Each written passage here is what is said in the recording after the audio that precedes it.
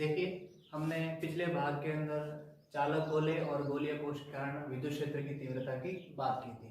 आज हमारा जो अगला टॉपिक है वो है अचालक गोले के कारण विद्युत क्षेत्र, यानी कि हम चालक की जगह पर कौन सा गोला यूज करेंगे? अचालक गोला। तो देखिए, अचालक गोले की सबसे फर्स्ट जो प्रॉपर्टी है वो किस तरह की है कि यदि कोई गोला कैसा है, अचालक है, और वो क्या है, गोला है यानी कि अंदर पूरी तरह से भरा हुआ है, खोखला नहीं है।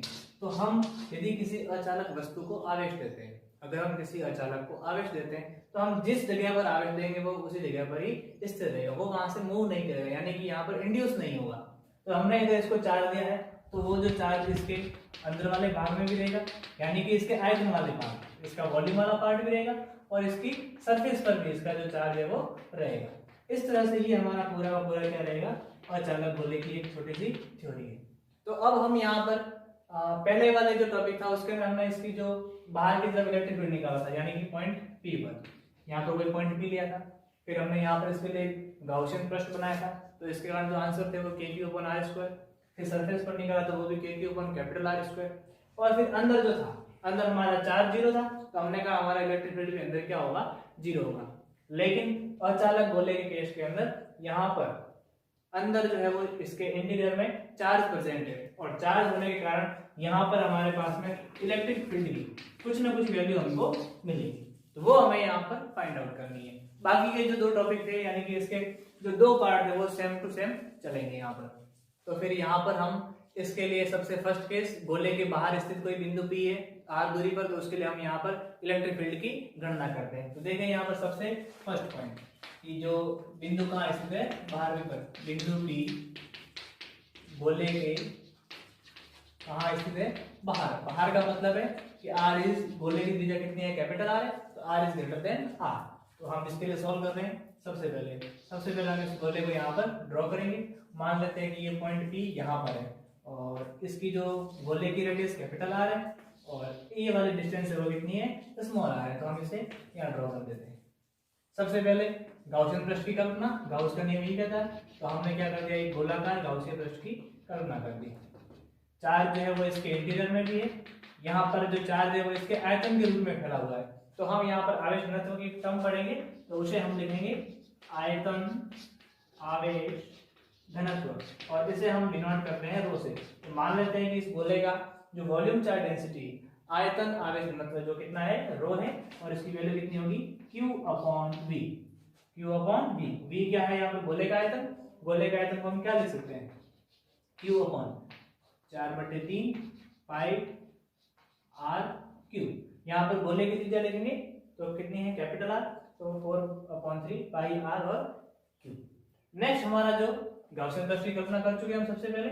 अब हमें यहाँ पर क्या करना है, एक छोटा सा एलिमेंट कंसीडर करना है। तो ये देखिए, हमने इसके इस वाले भाग पर एक एलिमेंट कंसीडर किया है। इस वाले एलिमेंट की जो डायरेक्शन है वो कहाँ होगी, बाहर, रेडियल डायरेक्शन के अंदर, यानी कि ये कितना हो जाएगा, ds वेक्टर। और विद्युत क्षेत्र जो होता है वो गोले के क्या होता है, बाहर की तरफ ही होता है, तो यहाँ पर इसकी इलेक्ट्रिक फील्ड डायरेक्शन भी इसी दिशा में। थीटा कितना हो गया दोनों के लिए, 0 डिग्री। थीटा 0 है तो cos 0 की वैल्यू कितनी हो जाएगी यहाँ पर, 1। तो अब हम यहाँ पर गाउस के नियम का उपयोग करेंगे। तो देखिए किस तरह से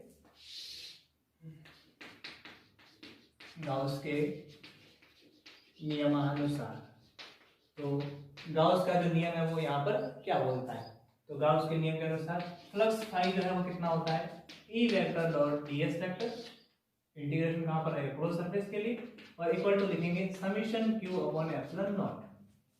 तो इस वाले केस में जब पॉइंट P कहाँ पर है, गोले से बाहर है, तो यहाँ पर चार्ज जो है वो पूरा का पूरा यहाँ पर काम में आ रहा है, तो हम क्या लिखेंगे वापस, फाई इक्वल टू, फाई की जरूरत नहीं है, इलेक्ट्रिक फील्ड निकालना है, E ds cos 0 degree equal to summation Q। Summation Q की जगह पर हमारा पूरा चार्ज कितना था, टोटल Q ही है, तो हम इसे Q से नोट कर लेते हैं, Q अपॉन एप्सिलॉन नॉट। यहाँ से अगर हम Q की वैल्यू निकालेंगे तो कितनी आ जाएगी, रो मल्टीप्लाई V, या फिर कहेंगे row multiply 4/3 pi R cube. तो देखिए यहाँ पर E की वैल्यू बाहर आ जाएगी, ds Q upon epsilon not, E ds, E को ऐसे रखेंगे, ds का मतलब क्या है, पृष्ठीय क्षेत्रफल, लेकिन ये ds किसके लिए है, इस गाउसियन पृष्ठ के लिए। गाउसियन पृष्ठ का एक छोटा सा अलगांश था, तो पूरे गाउसियन पृष्ठ का जो क्षेत्रफल कितना होगा, 4 pi r square, 4 pi r square equal to summation Q upon epsilon naught. E की वैल्यू के लिए 1/4πε0 हो जाएगा। देखिए ये 4π और ये ε0 और ये कितना रहेगा r², उसे r², ए क्यू जो है वो ऐसा कैसा एज इट इज, तो k q/r²। तो यहाँ से हमारे पास में इलेक्ट्रिक फील्ड की वैल्यू जो है वो k q/r² मिल जाती है। और ये कहाँ पर इलेक्ट्रिक फील्ड आउटसाइड है, this is the outside electric field कितना आ गया k q/r²। डायरेक्शन की बात करेंगे तो यहाँ पर वेक्टर लगाइए, तो इसके लिए क्या हो जाएगा, एक r कैपिटल जाएगा। ये इस तरह से हमारा कोई बाहर स्थित बिंदु P है तो उसके लिए ये सेम टू सेम जैसा गोलीय कोश था एज इट इज टॉपिक जो है वो सेम टू सेम चलेगा। अब बात करते हैं हम इसके सरफेस के लिए। तो देखिए नेक्स्ट हमारा जो पॉइंट P था उसे हम गोले की सरफेस पर ले आते हैं। तो देखिए यहाँ पर इसको हम किस तरह से सॉल्व करेंगे, तो नंबर 2 लिख देते हैं और लिखते हैं गोले की सतह पर, और गोले की सतह पर होगा तो r इक्वल कितना हो जाएगा, कैपिटल R। आपके पास में डायरेक्ट पुटअप है कि आपने जो ई आउट निकाला था वो कितना था, KQ/r²।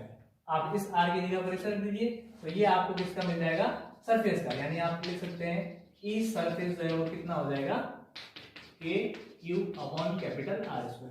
और यदि आप इसे डायग्राम से तो पूरा का पूरा सॉल्व करना चाहें तो आप इसे किस तरह से देखेंगे, देखिए कि आप इस तरह से पूरा स्क्वायर बनाइए, इसके बाद में ये जो रेडियस r हो जाएगी और हमारा पॉइंट P जो पहले बाहर था, जैसे पॉइंट P पहले यहाँ पर था, उसे हम अब कहाँ ले आते हैं, इसकी सरफेस पर, और ये डिस्टेंस क्या हो जाएगी r, then r is equal to capital R।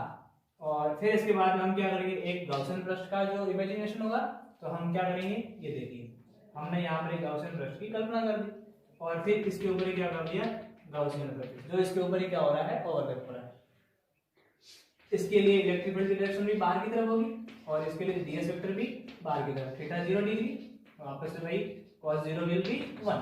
तो हम गाउस का नियम यूज करेंगे, फाई इक्वल टू कितना आएगा, T ds cos theta, integration रहेगा हमारे पास में इक्वल टू कितना आ जाएगा, समेशन q/ε0 टोटल चार्ज। अभी भी हमारा जो चार्ज है वो यहीं पर क्या है, सरफेस तक, और अंदर भरा हुआ सारा चार्ज, वो हमारा पूरा का पूरा चार्ज कितना है, q है, और वो टोटल यहाँ पर यूज आएगा। तो हम इसे क्या लिखेंगे, यहाँ पर E बाहर आ जाएगा और ds क्या आ जाएगा, q/ε0। E की वैल्यू चाहिए, ds देखेंगे, ds क्या है यहाँ पर, ये छोटा सा एलिमेंट।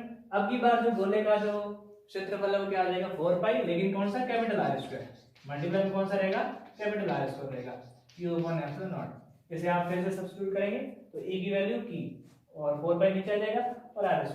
तो अगली बार इसे हम कैसे लिखेंगे, E इक्वल टू k q/कैपिटल R², और ये कहां पर आ गया है, सरफेस पर। ये हमारा इलेक्ट्रिक फील्ड इस तरह से मिल रहा है। देखिए हमने 2 पॉइंट इस पे पढ़ चुके हैं और इसके बाद हमारा जो थर्ड पॉइंट आएगा वो इस तरह से होगा, और इसे देखते हैं हम कि अब की बार जो बिंदु का इस तरह से गोले के अंदर या भीतरी भाग में अंदर स्थित बिंदु P पर, और यदि वो बिंदु कहाँ है, गोले के अंदर है, यानी कि इस बार हमारा जो small r is less than capital R, यानी कि इस बार जो हमारी r की जो वैल्यू है वो क्या होगी, उसकी रेडियस से क्या मिलेगी, हमें कम मिलेगी।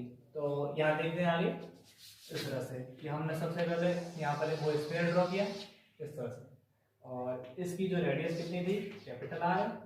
इस तरह से हम इसके लिए रेडियस कैपिटल R लिख रहे हैं। मान लेते हैं कि वो पॉइंट P कहाँ पर है, इस तरह से यहाँ पर प्रेजेंट है। तो सबसे पहले हम क्या करेंगे, ये कि जितनी जिस पॉइंट पे हमें निकालना है वहां पर हमें गॉसियन सरफेस बनानी पड़ेगी। तो देखिए ये इस तरह से हमने यहाँ पर इसके लिए क्या बना ली, है गॉसियन सरफेस बनाई। अगला काम होगा हमारा कि जो भी गॉसियन सरफेस बनाई है उसके लिए हम क्या करेंगे, एलिमेंट कंसीडर करेंगे। तो इस एलिमेंट के कारण इलेक्ट्रिक फील्ड कहाँ होगा, बाहर ही तो होगा, तो इलेक्ट्रिक फील्ड की डायरेक्शन कहाँ आ गई, बाहर की तरफ। इस एलिमेंट का जो डायरेक्शन है यानी कि इस सरफेस एलिमेंट की डायरेक्शन है वो भी कहाँ होगी, बाहर की तरफ ही होगी। तो same to same radial direction के अंदर यानी कि ds वेक्टर। एंगल कितना मिला हमें अभी भी, theta equal to 0 degree and cos 0 will be 1। इतनी वैल्यू हमारे पास से मिल चुकी है। तो सबसे पहले हम देखते हैं यहाँ पर फ्लक्स की वैल्यू, यहाँ लिखते हैं सीधा गाउस के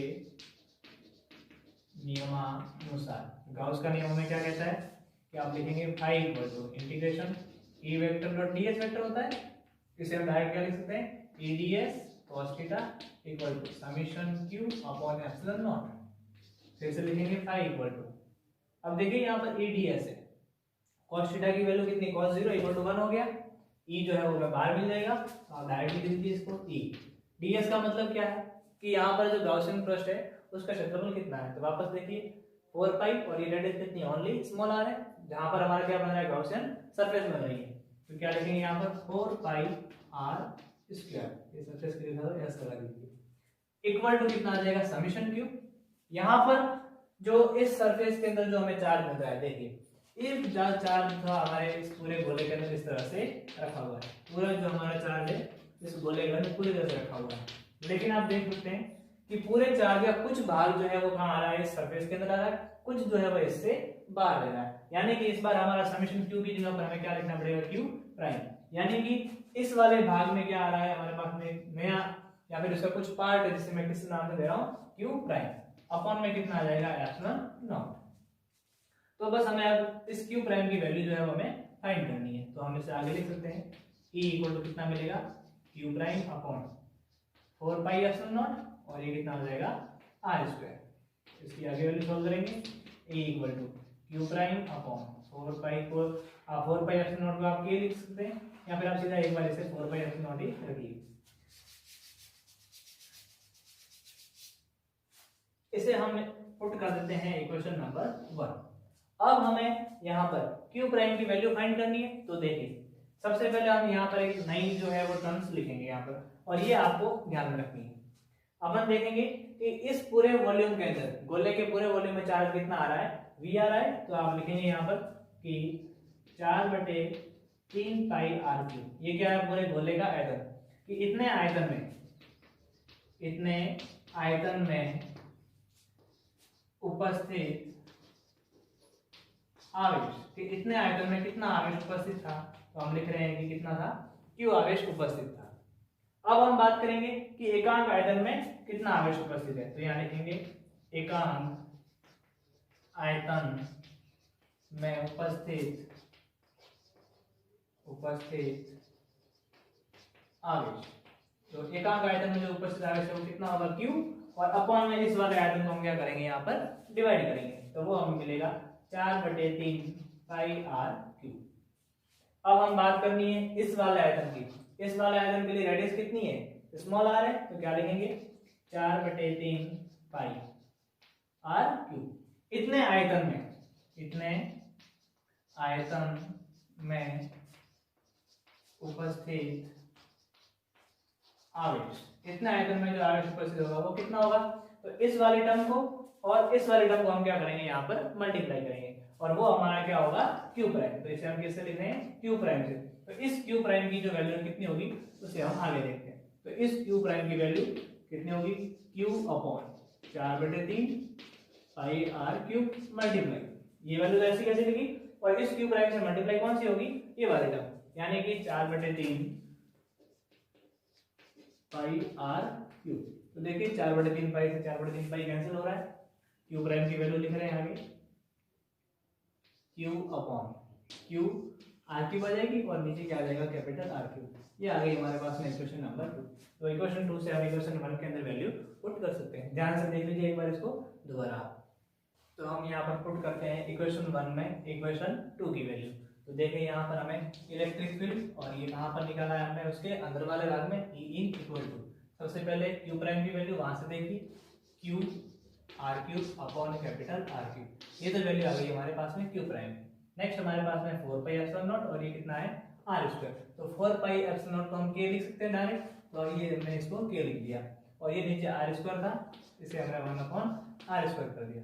आर स्क्वायर और आर क्यूब कैंसिल हो गया, क्या मिला हमारे पास, ओनली आर, यानी कि K Q R upon R cube. इस तरह से ये हमारा इलेक्ट्रिक फील्ड का एक फॉर्मूला है। यदि हम इसकी भी डायरेक्शन की बात करें तो यहाँ पर वेक्टर लगाइए, और आर आ रहा है, यानी कि वेक्टर डायरेक्शन, यानी कि आर जिस दिशा में होगा, रेडियल डायरेक्शन में हमारी क्या है यहाँ पर, उसकी आर के डायरेक्शन होगी।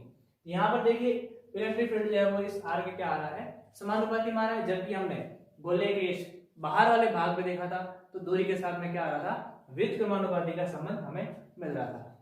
अब हम यहाँ पर तीनों इलेक्ट्रिक फील्ड की बात कर चुके हैं, गोले के बाहर, गोले के अंदर और गोले की सरफेस पर। तो अब हमारा जो नेक्स्ट काम है वो है कि इसकी ई और आर के बीच में ग्राफ बनाते हैं। तो लिखते हैं ई व आर के मध्य आलेख, या ई व आर के मध्य जो ग्राफ है वो किस तरह से बनेंगे, ई और आर के बीच में ग्राफ बनाते हैं। तो इन ग्राफ्स को पढ़ने के लिए सबसे पहले आप ड्रॉ कीजिए लाइन को। यहाँ पर आप ई आर लिखी और यहाँ क्या लिखेंगे हम ई लिखेंगे। और इसके बाद में यहाँ पर देखिए आर जो है यहाँ मान लेते हैं इसकी सरफेस है तो आर इक्वल टू कितना हो जाएगा कैपिटल आर। इस पोजीशन में आर क्या हो जाएगा लेस देन कैपिटल आर और यहाँ पर R is greater than capital R. तीनों टर्म्स मिल ली। सरफेस के ऊपर कोई फिक्स वैल्यू थी हमारे पास में और वो कितनी थी के Q upon capital R square. तो ये वाली वैल्यू जो है कितनी होगी ई सरफेस इक्वल टू के Q upon capital R square. इस पॉइंट पर हमारी जो है वो मैक्सिमम वैल्यू थी। बाहर वाले भाग में देखें तो क्या आ रहा था आर स्क्वायर के व्युत्क्रमानुपाती यानी कि ई आउट जो कितना था K Q upon small R square यानी कि आर स्क्वायर क्या आ रहा था व्युत्क्रमानुपाती का रिलेशन था। इस वाले भाग में बात करें तो अभी हमने इलेक्ट्रिक फील्ड का अंदर वाला फॉर्मूला पढ़ा था। जस्ट मैं इसको यहाँ पर ले देता हूँ। ई इन जो था वो था K Q R upon R cube. तो देखेंगे यहाँ पर इस आर के क्या आ रहा है ये समानुपाती आ रहा है। बाकी सारी चीजें क्या है यहाँ पर कांस्टेंट है। तो आर के समानुपाती यानी कि ये जो इसका ओरिजिन था तो ये जो वैल्यू इस तरह से मिलेगी। ई इन जो है वो यहाँ पर क्या आएगा आर के समानुपाती और यहाँ पर जो है वो बाहर की साइड में ई आउट जो है वो क्या आ रहा है 1 अपॉन आर स्क्वायर के इस तरह की प्रोपोर्शनलिटी आ रही है। ये हमारा पूरा का पूरा क्या है ई और आर के बीच में ग्राफिकल सिचुएशन जो है वो इस टाइप की होगी। नेक्स्ट हम यदि इस फॉर्मूले को देखिए यहाँ पर के की टर्म में और ये क्यू की टर्म में लिखा हुआ है। हमने यहाँ पर बात की थी यहाँ पर वॉल्यूम चार्ज डेंसिटी तो उसकी फॉर्म में भी हम इस फॉर्मूले को यहाँ पर लिख सकते हैं। देखिए कैसे E इक्वल टू लिखा हुआ है ई इन जो है वो कितना है K Q R upon R cube. हमारे पास में रो की जो वैल्यू थी वो कितनी थी रो की वैल्यू हमारे पास में थी क्यू अपॉन वी यहाँ पे हम लिखेंगे 4/3 पाई आर क्यू। तो आप इस वैल्यू को यहाँ पर पुट करेंगे लेकिन कैसे देखिए यहाँ पर हमारे पास क्यू की टर्म है तो क्यू की जो टर्म है वो sorry Q upon R cube भी है तो यहाँ पर भी क्यू अपॉन आर क्यू है तो रो मल्टीप्लाई कितना हो जाएगा देखिए यहाँ से क्यू अपॉन आर क्यूब की जो वैल्यू है वो मिलेगी रो 4/3 और पाई। ये जो वैल्यू पूरी पूरी हम कहाँ करेंगे यहाँ पर रखेंगे। देखिए यहाँ पर ये वैल्यू कैसे मिलेगी यहाँ लिखेंगे के और यहाँ आ जाएगा ये आर फिर क्यू अपॉन आर क्यूब इसकी वैल्यू हम यहाँ से लिखेंगे रो और ये आ जाएगा 4/3 और पाई। के की वैल्यू आप लोग जानते हैं कितना होता है 1/4 पाई एप्सिलॉन नॉट। ऊपर बच गया रो और आर यहाँ बच गया 4/3 और पाई। देखिए इस 4 पाई से इस 4 पाई को आप कैंसिल कीजिए यहाँ मिलेगा हमारे पास में रो आर अपॉन 3 एप्सिलॉन नॉट। ये हमारे पास में क्या है ई इनका जो फॉर्मूला है। तो इस फॉर्मूले को हमने यहाँ पर ये क्यू की फॉर्म में था इससे हमने यहाँ पर इंटरचेंज किया है किसकी फॉर्म में चार्ज डेंसिटी यानी कि रो की फॉर्म में। तो ये फॉर्मूला भी सही है और ये फॉर्मूला भी सही है। आप कोई सा भी यहाँ पर आपको लर्न कर सकते हैं। इजी जो है वो यहाँ पर ही रहता है और ये अच्छा फॉर्मूला और स्टैंडर्ड फॉर्मूला है। ये हमारा क्या है यहाँ पर फाइनल आंसर इक्वेशन नंबर 3।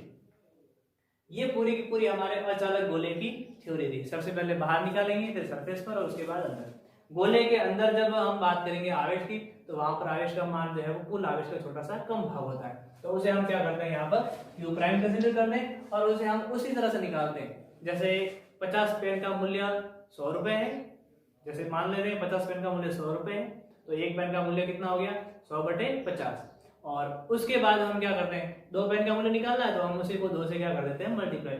उसी छोटे से कॉन्सेप्ट को हमें यहाँ पर क्यू प्राइम की वैल्यू के लिए निकालना है। और यदि आप अच्छे तरीके से पढ़ना चाहें तो यहाँ पर आप क्या कीजिए चार्ज डेंसिटी का जो फॉर्मूला है उसे यूज कीजिए। आपके पास जो भी डेंसिटी है उस डेंसिटी को आप किससे मल्टीप्लाई करेंगे जो भी आपके पास में वॉल्यूम दे रखा है यानी कि आपके पास छोटा वॉल्यूम था वो कितना था 4/3 पाई और स्मॉल आर क्यूब। इस पूरी टर्म को आप किससे मल्टीप्लाई कर दीजिए आपकी जो चार्ज डेंसिटी जो भी है उससे मल्टीप्लाई कर दीजिए। आपको उस वॉल्यूम के अंदर उतना का उतना चार्ज जो है वो जो भी चार्ज वहां पर प्रेजेंट होगा उसकी वैल्यू आपको मिल जाएगी। इस तरह से ये टॉपिक आपका यहाँ पर कंप्लीट होता है।